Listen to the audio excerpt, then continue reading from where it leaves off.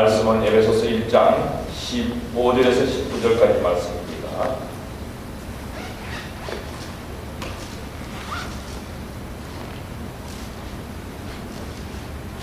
에베소 1장 15절에서 19절까지 말씀, 우리 같이 한 목소리로 우리 하나님의 말씀을 받들어 드리겠습니다. 시작합니다. 시작. 이를 인하여 주 예수 안에서 너희 믿음과 모든 성도를 향한 사랑을 나도 듣고 너희를 인하여 감사하기를 아지 아니하고 내가 기도할 때 너희를 바라보라.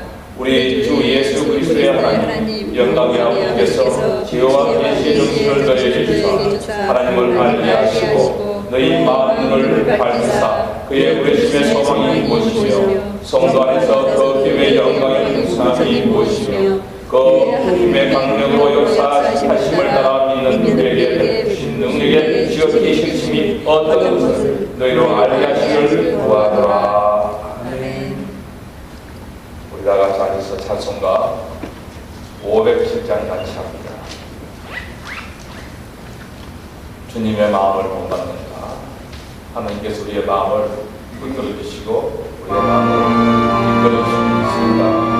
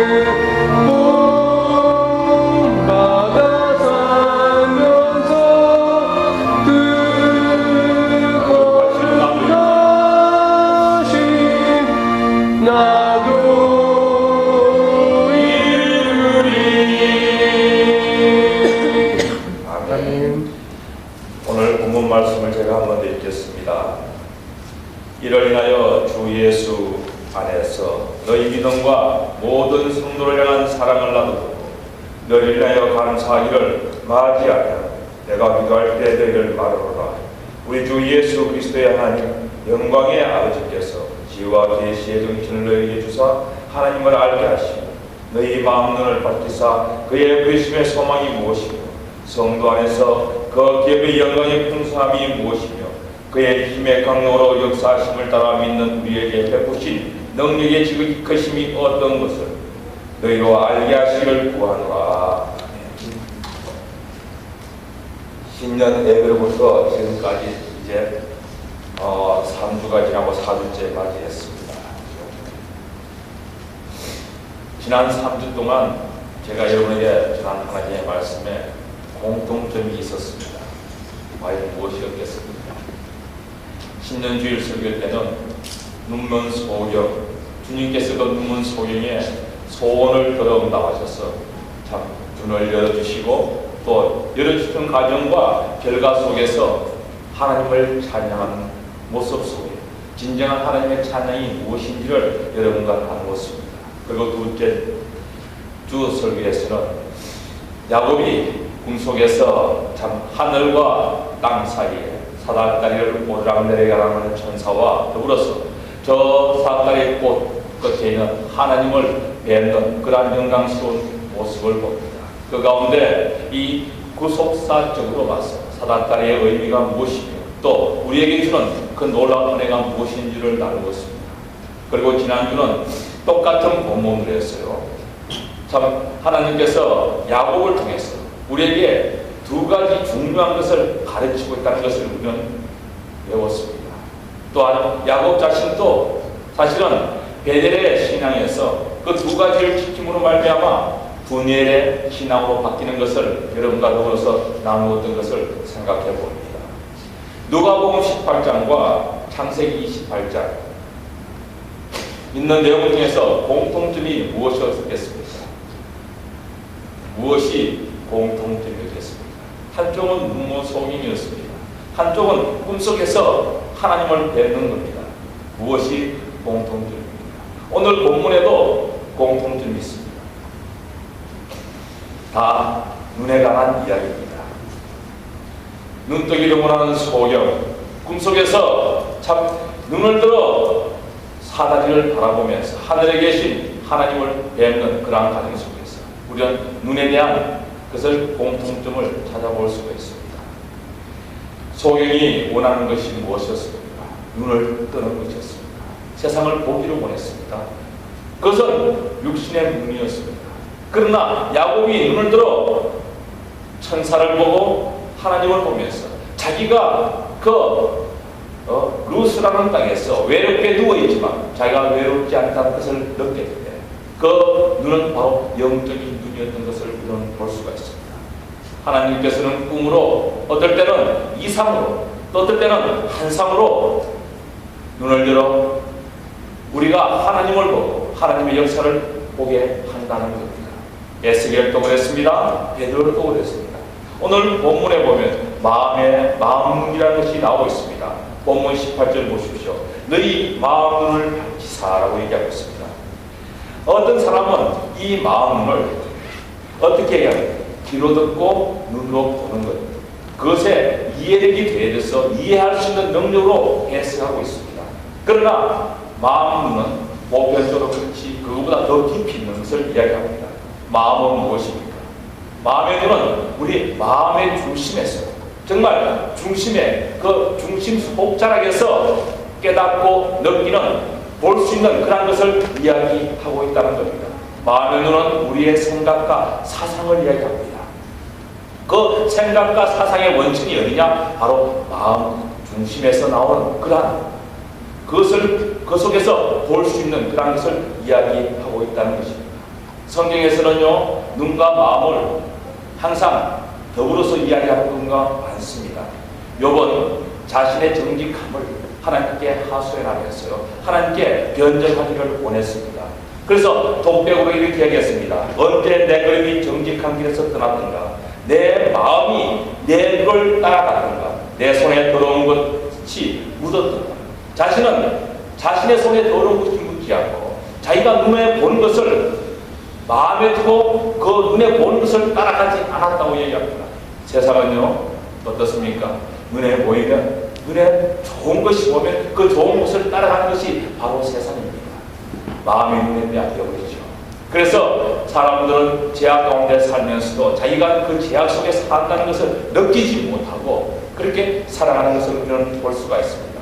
에스겔은요, 이스라엘이 바벨론으로 포로로 끌려간 25년이 지났고 예루살렘 성이 무너진 지 함락된 지 14년이 지났을 때 하나님께서 에스겔을 높은 산 위에 데리고 가서 그 위에 세워놓으시고 에스겔에게 이야기합니다. 내가 보이는 이것을 눈으로 보고 귀로 듣고 내 마음으로 생각해라. 눈으로 보고 귀로 들으면서 마음으로 생각하는 겁니다. 이 본 적이 없는 것을 네가 마음으로 생각해서 그것을 이스라엘에서에게 고하라고 가르치고 있습니다. 여러분, 본 것을 본 것 그대로가 아니라 마음의 생각을, 본 것을 본 것 그대로가 아니라 마음의 생각, 마음의 눈으로 그것을 느끼면서 이스라엘 백성들에게 전하라고 하나님께서 에스겔에게 이야기하고 있습니다. 여러분, 사실을 사실대로 보는 것은 중요합니다. 팩트가 무엇보다도 중요합니다. 그러나 그 사실 뒤에 감추어져 있는 진실이 있다는 것을 우리는 깨달을 때 우리는 얼마나 감격하고 얼마나 참 기쁜지 모릅니다. 사람의 마음속에 그것을 하나님께서 주셨다는 겁니다. 왜냐? 그래서요 하나님께서는 항상 우리들을 향해서 말씀을 상고하라고 합니다. 말씀을 묵상하면서 말씀의 그 깊이 있는 말씀을 우리 마음속에 둘 때 결국 그 속에 있는 진실을 깨닫게 된다는 겁니다. 마음의 눈으로 사물을 보고 귀로 들을 때 진실을 알 수 있도록 깨달을 수 있도록 우리는 기도해야 됩니다. 솔로몬은 어떻습니까? 하나님께서요 마음이 있는 곳에 눈이 있다고 얘기했습니다. 하나님께서 눈이 있는 곳에 마음이 있다고 이야기했습니다. 솔로몬이 성전을 짓고 1천배를 드렸습니다. 그때 하나님께서 솔로몬에게 나타나서 내가 내 앞에서 기도하며 간구하면서 내가 들었다. 이전을 건축해서 거룩히 위해서 나의 이름을 영영히 빛나게 했는데 내가 그곳에다가 네가 지은 성전에다가 나의 눈과 나의 마음을 항상 거기 있게 하겠다고 얘기합니다. 여러분, 눈에서 떠나면요 마음에서 멀어집니다. 그게 우리 사람들이 이야기하는 거죠. 많은 분들이 이야기합니다. 서로 자주 만나야 된다. 자주 교제해야 된다. 자주 밥 먹고 이렇게 서로 교제할 때 서로 친분이 생기면서 사랑이 붙으면서 우정도 생기고 이렇게 해서 서로가 하나가 된다고 얘기합니다. 성경에도 그렇게 얘기하고 있습니다. 잠언 4장 21절 보면 그것을 내 눈에서 떠나지 말며 내 마음속에 지키라고 얘기합니다. 이사야서 44장 18절에 보면 알지도 못하고 깨닫지도 못하면 그 눈이 가리워져서 보지 못하고 그 마음이 어두워져서 깨닫지 못합니다. 여러분, 보는 것은 중요합니다. 그 보는 것은 마음으로 연결된다는 것을 우리는 성경을 통해서 깨달을 수가 있습니다. 오늘의 주제는요, 하나님을 알면 마음 눈이 밝아지고 그 밝아짐으로 말미암아 세 가지를 깨닫게 되고 세 가지가 무엇인지를 알게 된다고 이야기하고 있습니다. 그 세 가지가 불신의 소망입니다. 첫째가, 두 번째가 기업의 영광의 풍성함입니다. 세 번째가 우리에게 베푸신 능력의 지극히 크심을 알게 된다고 얘기합니다. 여러분, 바울과 에베소 성도들은 어떤 관계입니까? 에베소 교회는요, 사도 바울에게는 아주 중요한 그러한 선교지였습니다. 바울이 처음 에베소서 갔을 때는요, 3차 전도 여행 기간이었습니다. 그때 누가 그곳에서 목회하면서 하나님의 백성들을 가르치고 있었습니다. 아볼로였습니다. 아볼로가 가르치는 데 가서 사도 바울이 예수님을 전가하면서 그들에게 침례를 베푸고 세례를 주고 안수할 때 성령이 그에 임하면서 바로 교회가 시작되는 것입니다. 어떻게 보면 아볼로가 교회를 시작했지만 성도들을 모아서 말씀을 가르치지만 교회의 개척의 첫 시작은 바로 바울이라고 말씀할 수 있습니다. 바울은 그곳에 두란노 서울이라는 것을 세워서 2년 이상입니다. 교인들을 가르쳤습니다.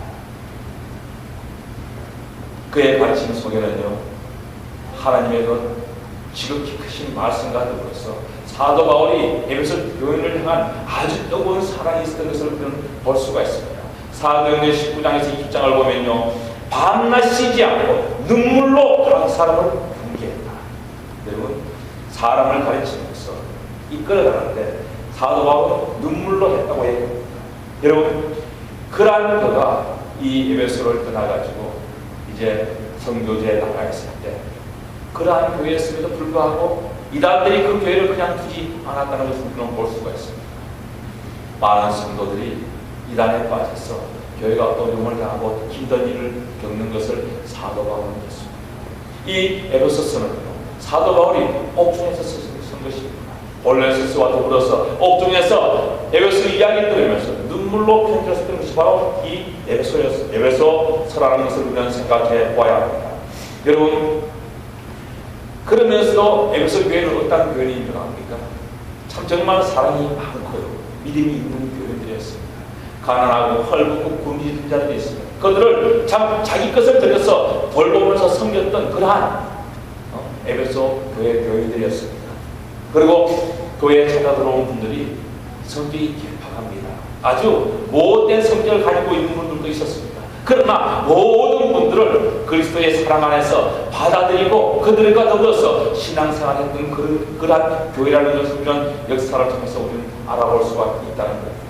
그런데 이 에베소 교회를 위해서 사도 바울은 두 번이나 걸쳐서 아주 절실하게 또 진심 어린 간구의 기도를 하고 있습니다. 그 첫 번째가 바로 오늘 본문입니다. 오늘 본문의 내용을 보면요, 교회의 본질과 더불어서 참 본질 가운데 교회가 바래 세워져서 교회가 교회다움을 회복하는 것을 목표로 두고 있다는 겁니다.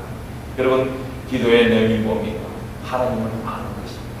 하나님을 아는 지식에 대해서 이야기하고 있는 것이 오늘 본문의 내용입니다. 그리고 두 번째 기도는 에베소 3장 14절에서 21절까지입니다. 거기에 보면 삼위일체 하나님에 대해서 이야기합니다.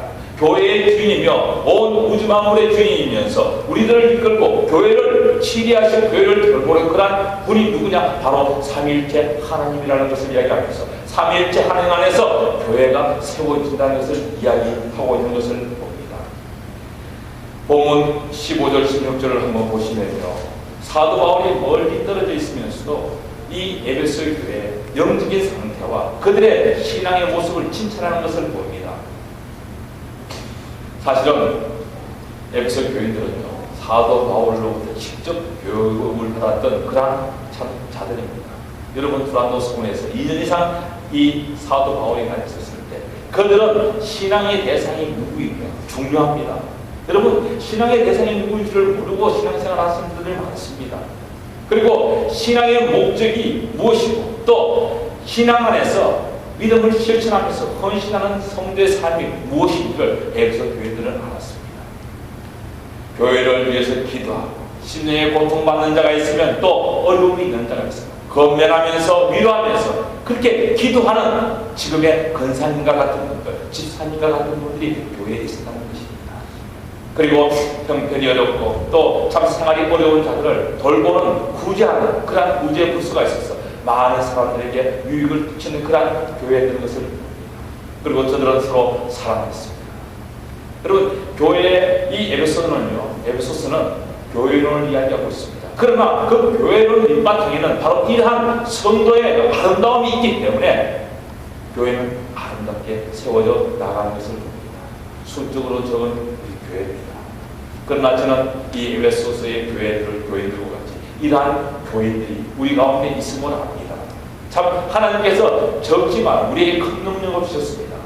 우리에게 깊은 하나님의 사랑을 주시고 그 사랑 가운데서 정말 하나님의 일을 행하면서 서로 돌보며 서로 격려하고 만드는 것이 바로 우리 교회라는 것을 압니다.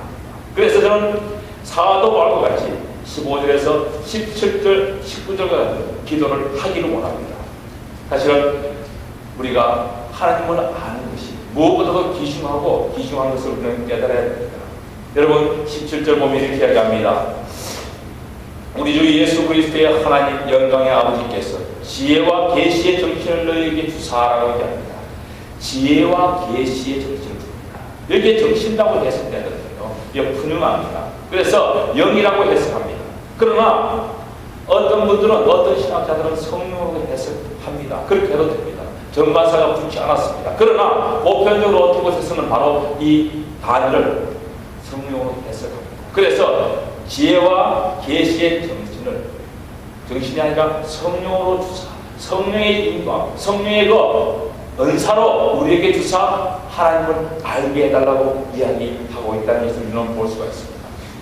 여기에서 본문에 사용된 이 정신이라는 단어는요, 사실은 더 깊은 뜻이 있습니다.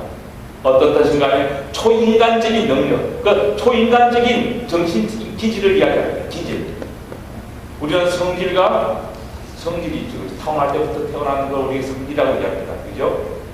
캐릭터와, 그죠? 퍼스널리티 이렇게 나누어지지 않습니까? 이렇게 보듯이 이러한 것들이 사상으로 봐도 우리가 이러한 사상 우리에게 주시자고 이야기하고 있다는 것입니다.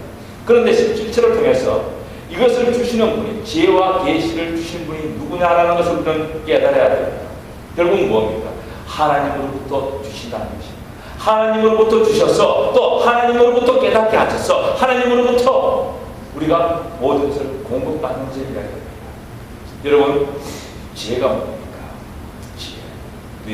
지혜죠. 하나님을 알게 되면요, 하나님이 주시는 능력이 바로 지혜라는 겁니다. 하나님을 모르는 자는 세상의 지혜를 갖고 있습니다. 세상의 지혜와 하나님 안에서, 그리스도 안에서 주는 지혜는 분명히 다르다는 것을 우리는 생각해야 합니다. 그리스도 안에서 하나님의 행하신 일을 이해하는 것이 바로 지혜입니다. 세상의 지혜는 그렇지 않습니다. 세상의 지혜는요, 지식과 또 이성과 자신의 경험이 또 합쳐져서 자신의 그 일어나는 현상을, 앞으로 일어나는 일들을 깨달아서 미리 알아서 나가는 것을 우리는 지혜라고 이야기합니다. 오늘 본문에서 이야기하는 지혜는요, 우리가 스스로 터득하는 것이 아닙니다. 배운 것이 아닙니다. 깨달은 것이 아닙니다. 하나님을 믿고 그리스도 안에서 주시는 그러한 지혜라는 것을 우리는 생각해야 됩니다. 지혜는요, 그래서 지혜는 진주보다 더 귀하다고 얘기합니다. 잠언 3장 13절에서 15절을 보면요, 지혜를 얻는 자와 명철을 얻는 자는 복이 있나니 이런 지혜를 얻는 것이 언을 얻는 것과 같고 그 이익이 정금보다 나아 지혜는 진주보다 귀하니 지혜는 진주보다 귀하니 내가 사모하는 모든 것으로도 이에 비교할 수가 없다. 여러분이 사모하는 것은 무엇입니까? 우리가 사모하는 것은요, 또 다릅니다. 그죠? 우리가 사모하는 것은, 우리가 소망 가운데 있는 것은 하는 나라입니다. 그러나 이 세상에서 사모하는 그 무엇보다도 더 귀한 것이 바로 지혜라고 이야기합니다. 지혜는 이 세상에 그 무엇보다도 중요합니다. 여러분, 지혜로우면요, 머리가 됩니다. 절대 꼬리가 되지 않습니다. 그리고 실패하지 않습니다. 성공합니다. 지혜가 있는 자에게는요, 부귀 영화가 같다고 합니다. 그 대표적인 사람이 누구였습니까? 구약에서 바로 솔로몬이었습니다. 지혜로우면 죽을 상했어요. 살아납니다. 그래서 하나님께서 우리들을 향해서 지혜로워라고 얘기합니다. 잠언 4장 7절 보면 지혜가 지혜입니다. 여러분, 솔로몬이 하나님께 무엇을 구했습니까? 지혜를 구했습니다. 그래서 아주 놀라운 판결하는 것을 봅니다. 두 여인이 각자 아이를 낳았습니다. 그런데 한 집에 살았습니다. 그러다가 아이가 낳은 지 얼마 되지 않아 한 여인이 잠을 뒤지다가 그냥 아이를 깔아뭉겨 죽이고 말았습니다. 그러자 이 여인이 자기 옆에 있는 다른 여인의 아이를 훔쳐갔어요. 바꿔치기 하는 것이었습니다. 깨고 나니까, 한 여인이 깨고 나니까 아이가 죽어있는 것입니다. 자세히 보니까 자기 아이가 아닙니다. 저 여인이 가지고 있는, 저 여인이 돌보고 있는 아이가 자기 아이라는 겁니다. 그래서 소송이 시작됩니다.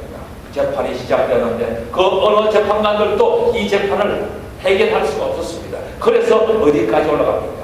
바로 대법원인 솔로몬까지 올라갑니다. 솔로몬은 이들을 판결합니다. 저 아이를 절반으로 잘라서 절반은 이 여인, 절반은 이 여인에게 주도록 하라라고 명하자 한 여인이 어떻게 합니까? 안타깝고 불안한 마음에 그 아이를 저 여인에게 주십시오라고 얘기합니다. 그러나 아이를 바꿔치기 할 그 여인은 명판계를 하면서 솔로몬 왕에게 같이 나누어서 달라고 얘기합니다. 그 이야기를 들은 솔로몬 왕은 바로 그 아이를 빼앗았습니다. 잃어버린 여인에게 주고, 그 여인은 저 바깥이 아니라 감옥을 들어간 것을 봅니다. 여러분, 다니엘은 어떻습니까? 다니엘은 포로로 끌려갔습니다. 그래서 바로 느부갓네살 왕궁에서 앞으로 왕을 시중드는 그러한 일을 위해서 훈련을 받고 있었습니다.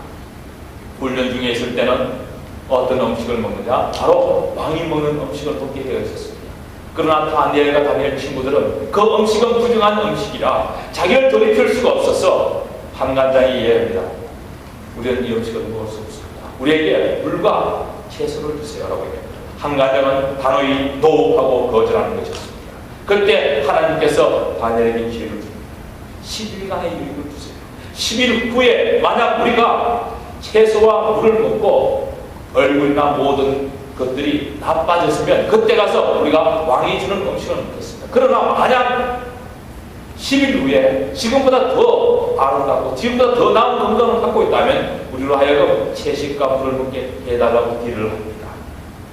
한간장을 오케이하면서 그것을 승낙할 때 결국 어떻게 됩니까? 하나님은 이 다니엘의 기도를 응답하시고 결국 다니엘이 아주 자기의 신앙을 지키는 것을 봅니다. 여러분, 또한 스데반은 어떻습니까? 스데반은요, 지혜와 성령이 충만해서 사람들에게 예수님을 변론합니다.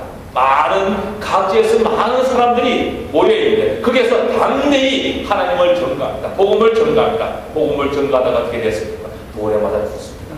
그때 광경은 이렇게 얘기합니다. 스데반의 성령과 지혜에 충만해서 말함을 저희가 능히 감당치 못합니다. 여러분, 보통 때는 스데반이 아주 입이 참 별로한 능력이 떨어지는 사람이 있는 것 같습니다. 여러분, 하나님께서 주시는 지혜는 그렇습니다. 그리고 계시는 어떻습니까? 하나님은 우리에게 계시를 주시기 원합니다. 하나님께서 하나님의 자신을 드러나고 우리에게 알리기 위해서 계시라는 방법을 사용합니다. 그 중에 특별히 하나님께서는 우리들에게 말씀과 더불어서 특별한 것을 우리에게 주시는 경우가 많습니다. 그 계시를 바로 깨달을 수 있습니다. 우리는 그 계시를 우리 것으로 만들고 또 하나님을 섬기는 일에 바르게 사용할 수가 있다는 겁니다. 여러분, 하나님께서는요, 이 세상 모든 것을 통해서 하나님 자신을 우리에게 알리도록 하셨습니다. 그러나 그것이 어떻게 우리에게 적용되지 못합니다. 바로 제가 그것을 가리었고 제가 그것을 장애물과 같이 가로막고 있었기 때문에 우리는 자연에 있는 것을 통해서 하나님을 알 수가 없었습니다. 그래서 하나님께서는 특별 계시를 주시고 그 특별 계시를 경험하려 결국 예수 그리스도를 영접하고 하나님을 믿고 믿음 안에 들어온 자에는 자연 계시가 바로 하나님의 계시로 역사될 수 있도록 하나님께서 만들어 주셨다는 것입니다. 여러분, 거듭났습니까? 정말 성령의 충만함을 입었습니까? 여러분, 자연 속에서 하나님을 만날 수가 있습니다. 그 어디서 하나님을 경험할 수가 있는 것이 바로 우리에게 주어진 하나님의 특권이요, 하나님이 주신 계시라는 겁니다. 여러분, 성령의 인도하심을 따라서 지혜와 계시, 곧 하나님의 뜻을 잘 아는 2012년이 되기를 예수님의 이름으로 축원합니다. 본문 17절 보면 이렇게 얘기합니다. 지혜와 계시의 정신을 너희에게 주사 하나님을 알게 하시고 18절 초반에 보면 너희 마음을 밝히사라고 얘기합니다. 여러분, 하나님을 알게 하시는 분은 누구입니까? 분명히 주 예수 그리스도의 하나님, 영광의 하나님이라고 얘기합니다. 그분께서 지혜와 계시를 주시고 그리고 성령의 역사를 통해서 그 지혜와 계시를 우리가 깨달아 하나님을 알게 하는 하나님의 역사라는 겁니다. 그러니 우리가 하나님을 아는 것이 피상적인 지식으로 알 수가 있습니까? 아니라는 겁니다. 여러분, 인식하고 정말 경험해서 확인할 수 있는 지식을 우리에게 하나님께서 주시기 위해서 바로 지혜와 계시를 주신다는 것을 우리는 깨달아야 됩니다.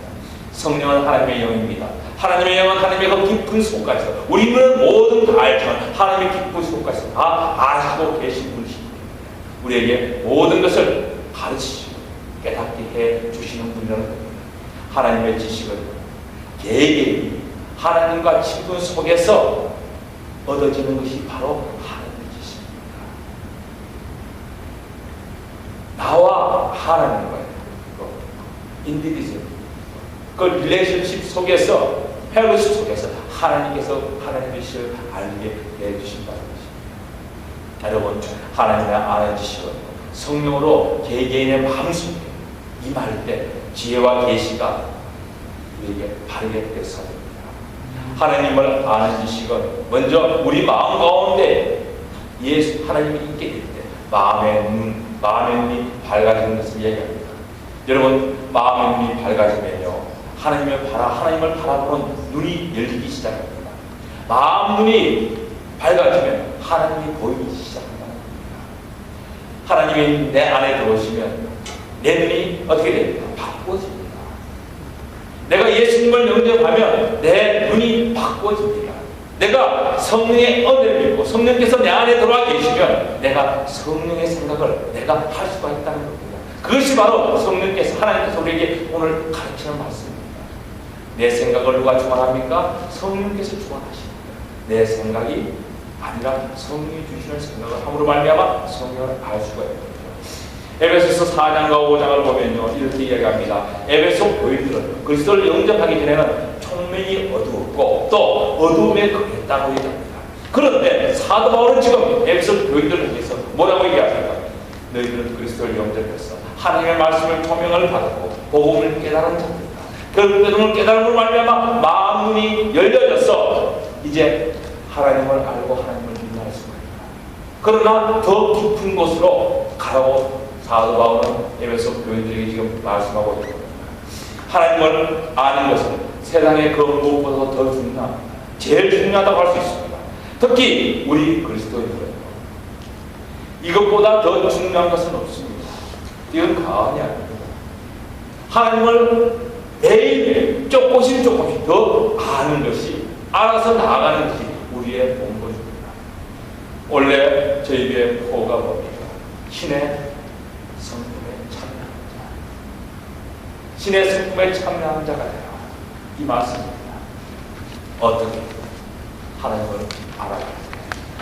지혜와 계시의 말씀을 우리에게 있을 때 우리는 매일매일 신의 성품에 더 가까이 닮아간 모습을 가지고 있을 수가 있다는 겁니다. 그러기 위해서는 먼저 하나님을 영접해야 됩니다. 예수님을 내 마음에 영접해야 됩니다. 내 마음에 모셔드려야 됩니다. 아직까지 예수님이 내 마음에 자정하지 않았다면 하나님을 아는 지식은 결국 헛된 지식이 되어버리고 말합니다. 여러분, 지식이 많은 만큼만 있습니다. 해망의 성공으로도 갈 수가 있습니다.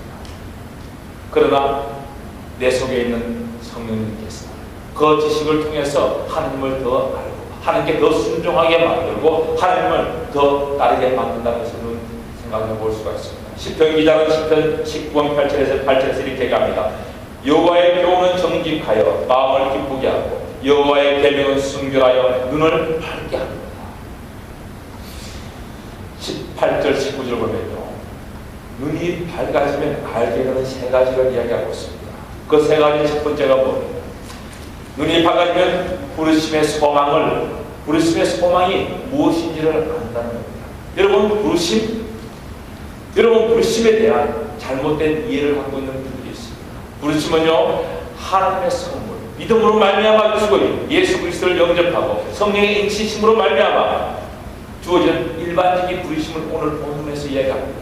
그러나 이 본문에서 얘기하는 부르심은 바로 구원의 부르심이었어요. 부르심의 소망입니다. 그런데 신앙적으로나 교회에서 많은 분들이 부르심을 어디로 가지고 갑니까? 소명으로 가지고 갑니다. 맞습니다. 소명에는 두 가지가 있습니다. 소망과 소명입니다. 여러분, 어떨 때는 바로 소망과 더불어서 소명이 같이 우리에게 주어집니다. 그러나 분명한 것은요, 우리를 하나님이 부르셨을 때, 소망 가운데 부르셨을 때 우리에게 소명까지도 주신다는 것입니다. 그렇지 않은 경우도 있습니다. 모세를 보십시오. 모세가 미디안 강야에서 양을 치고 있다가 어떻게 됩니까? 하나님께서 예굽에 종살이하는 이스라엘 백성들을 이끄시기 위해서 그를 불러서 따로 세우면서 이스라엘의 영도자로 지도자로 세우는 간격을 봅니다.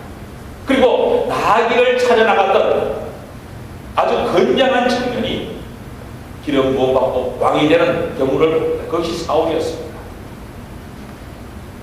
형제 중에서 막둥이로 자라나면서 덜에 나가서 양을 치던 한 소년이 하나님의 부르심 속에서 기름 부음받고 왕으로 세워지는 것을 봅니다. 그것이 바로 사울의 일을 이은 다윗 왕이었습니다.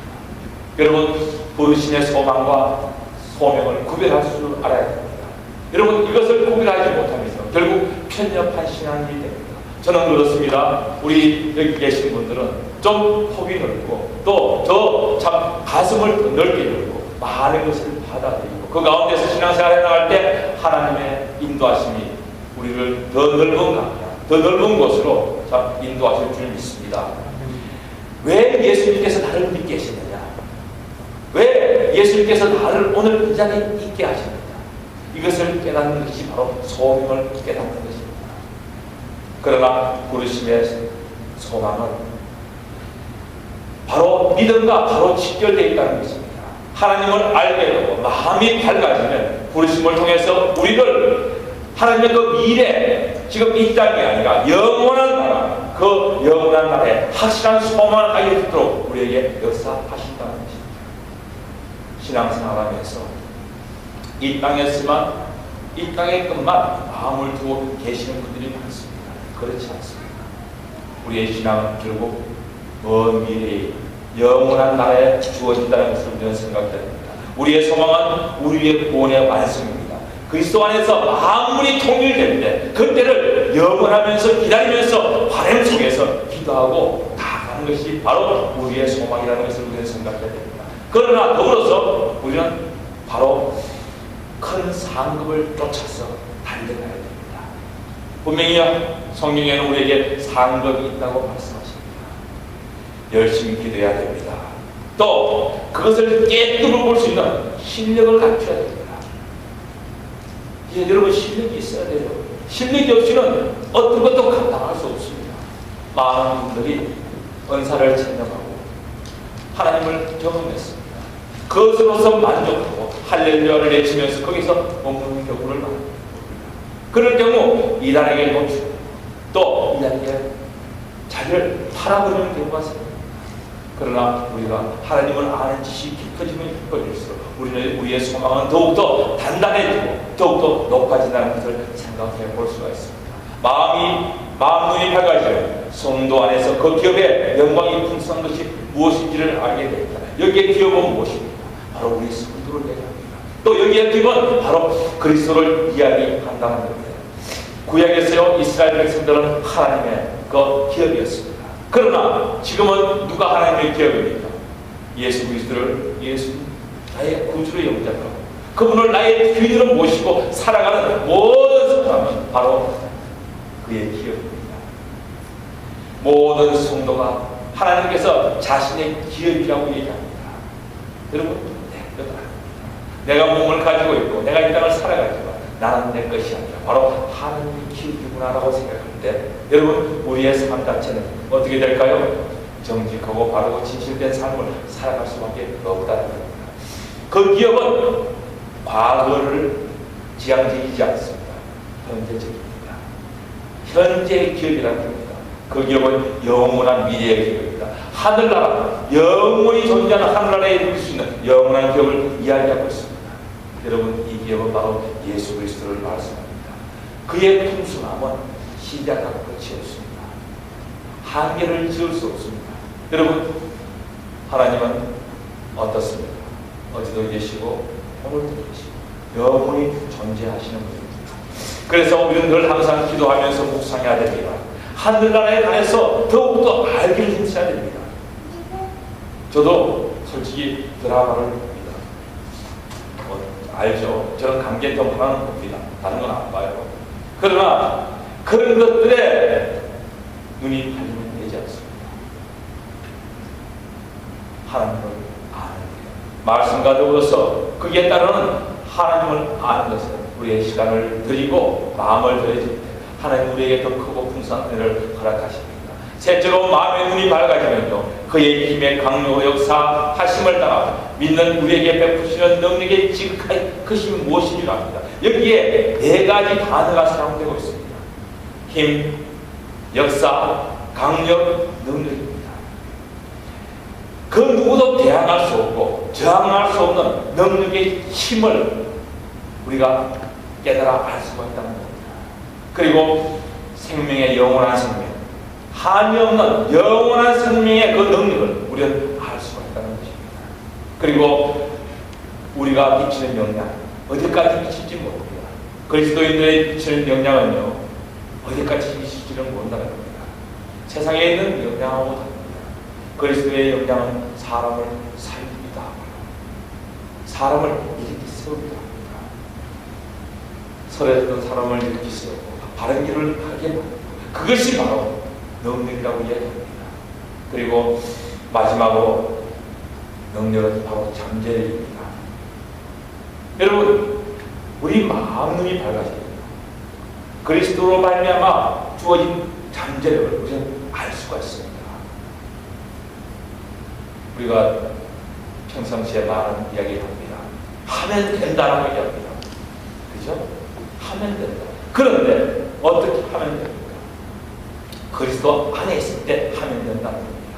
만약에 그리스도 안에 있지 않고 그리스도 밖에서 하면 된다고 할 때, 그건 결국 자기를 우상화시키고 자기를 해망으로 이끄는 그러한 시간을 우리는 깨달아야 합니다. 여러분, 구체적인 변정은 20절부터 33절까지 나옵니다. 여러분, 본다는 것은 중요합니다. 눈은 곧 마음의 문입니다. 무엇을 보느냐, 어떤 것을 보느냐 따라서 마음의 눈이 밝아질 수도 있고 어두워질 수도 있고, 내가 처해진 위치가 아주 좋은 위치가 될 수도 있고 아주 나쁜 위치가 될 수가 있다는 겁니다.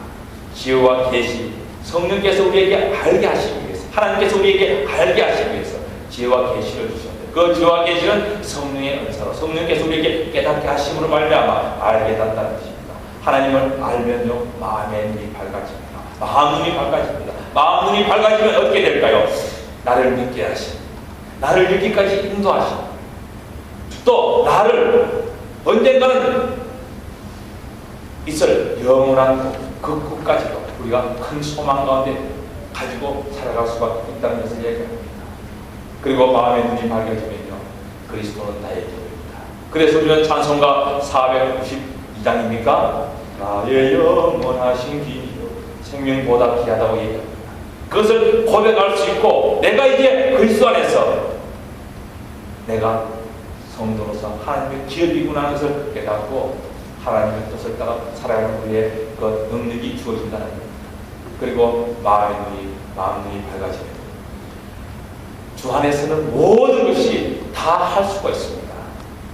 능력 있는 자 안에서 내가 모든 것을 다 할 수 있다고 빌립보서 이야기합니다. 왜요? 그리스도 안에서는 다 예수가 아닙니다. 아닙니다. 하나님 우리를 바른 길로 인도하시다는 것입니다. 여러분, 주 예수 그리스도를 우리가 믿고 따라갑니다. 교회가 왜 존재하고 교회가 왜 이 땅에 이렇게 많은 줄 아십니까? 바로 하나님의 뜻을 나타내고 이루기 위해서 교회는 존재할 수밖에 없고 교회는 또 거기로 나아간다는 겁니다. 여러분, 우리의 마음 눈은 밝아져야 됩니다. 그 밝게 하시는 분은 성령님입니다. 우리의 마음의 중심에 정말 예수 그리스도를 확 모시고 나의 꽉 차있던 나의 자리를 예수 그리스도님께 내어주고 예수 그리스도를 말미암아 내 중심에서 자정했을 때 내 마음 눈이 밝아짐으로 말미암아 2012년은 정말 여러분이 지나가거나 앞으로 오는 일 전후후만 그런 축복을 받는 여러분 되기를 예수님을 축원하고 예수님을 소원합니다. 다 같이 기도하겠습니다.